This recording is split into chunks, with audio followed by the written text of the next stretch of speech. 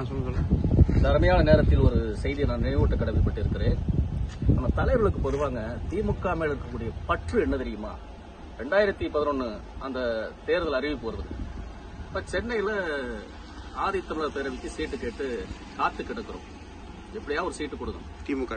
ஆமா, திமுகவிடம் சீட்டு கேட்டு போராடிட்டு இருக்கேன். அப்போ வந்து நம்ம பேச்சுவார்த்தை எல்லாம் ஏவாவேலு மூலம் பேச்சுவார்த்தை நடக்குது. அப்போ வந்து ஏவாவேலு என்ன சொன்னார்னா, ஒரே வார்த்தை, அவர் சொன்ன விஷயம், கொங்கு ஈஸ்வரன், அதாவது கொங்கு நாடு மக்கள் தேசிய கட்சிக்கு சீட்டு இல்ல, ஒருவேளை அவங்களுக்கு சீட்டு கொடுத்தா அவங்களுக்கு ஒரு சீட்டு உறுதிப்படுத்துவோம், இல்லன்னா 2 பேருக்குமே சீட்டு இல்லைன்னு சொன்னார்.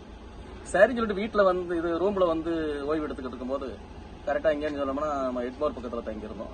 சாரி, சென்ட்ரல் பக்கத்துல, எக்மோருக்கு சென்ட்ரலுக்கு மையத்தில் தங்கியிருந்தோம். அப்ப தங்கியிருந்த போது ஒரு போன் வந்தது.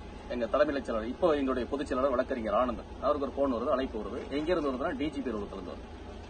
அப்ப நாங்க புறப்பட்டு போறோம். கண்ணகி சிலை அருகில வந்து ஒரு அலுவலகம், அது வந்து உளவு பிரிவு அலுவலகம் சொல்றாங்க, எனக்கு சரியா தெரியல, சென்னையில. அப்ப வந்து அழைச்சிட்டு போறாங்க. நல்ல லக்ஸூரியான அறை, ஒரு ஏசி அறையில போய் உட்கார வைக்கிறாங்க. உட்கார வச்சு ஒரு அதிகாரி வந்து பேசுறாங்க. என்ன பேசுறாங்கன்னா, அருந்ததிரி சமூகத்தினுடைய அமைப்பு, உங்க அமைப்பு நல்லா வேலை செய்றீங்க, உங்களை வந்து அம்மா பார்த்து ஒரு அரசியல் அங்கீகாரம் கொடுக்கலான்னு இருக்காங்க, குறைஞ்சது எப்படியாவது ஒரு 2 சீட்டு கிடைக்கிறதுக்கு வாய்ப்பு இருக்குது, உங்க தலைவர்கிட்ட வேணா பேசிட்டு வாங்கன்னு சொல்றாங்க. நாங்க எங்களுக்கு தலைகளை புரியல. புறப்பட்டு உடனே ஓடோடி சென்று என் தலைவரை பார்த்து சந்தித்து இந்த செய்திகளை சொன்னோம்.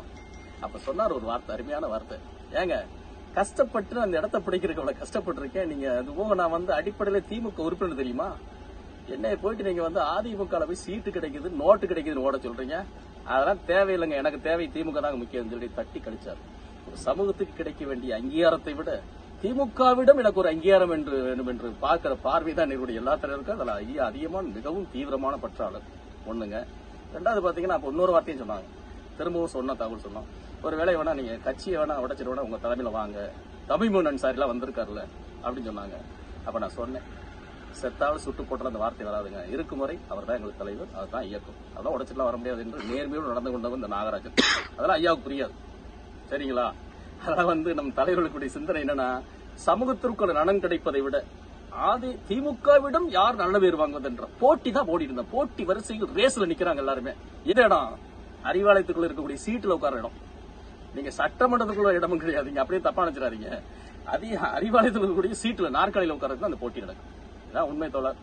என்ன பண்றது, என் மனக்குமரலை சொல்லியிருக்கேன். இது வந்து என் ஆத்மார்த்த ரீதியா வெளிப்படையாக என் உண்மையான செய்திகளை பகிர்ந்திருக்கேன். இது வந்து செயற்கையெல்லாம் கிடையாது. ஆனா எந்த இடத்திலும் ஐயாவை பொது இடங்களில் நான் இதுவரை விமர்சனம் ஒரு வார்த்தை கூட சொன்னதில்லை. அவரால் ரொம்ப பாதிக்கப்பட்டிருக்கேன், சிறைக்கு போயிருக்கேன்.